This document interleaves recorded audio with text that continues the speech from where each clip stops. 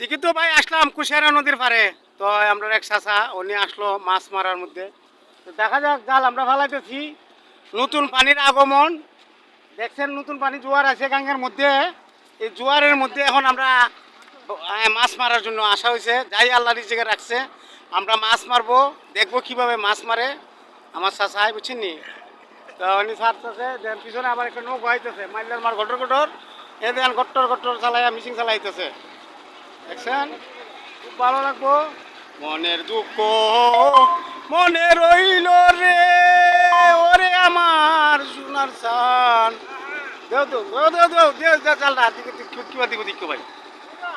এই, ওই তো ভালো দিছে জাল ভাই, দেখছেন আল্লাহ কি রিজিকে রাখছে ভাই। দেখা যাক জালটা টানবো কিভাবে।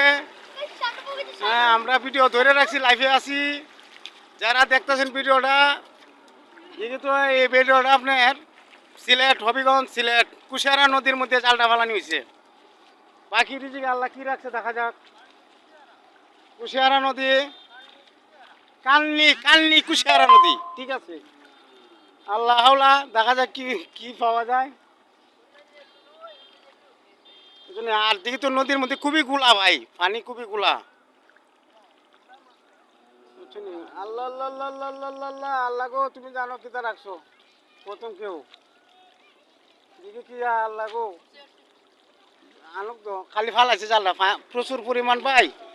হ্যাঁ, মাছ দিয়ে থাকতো গোলা পানি তো, এই গোলা পানির মধ্যে কি থাকতো কো, একদম গোলা। দেখে খালি আইছে গণ দেওয়ালের মধ্যে না, খালি আইছে ফালাইছে, বুঝছেন।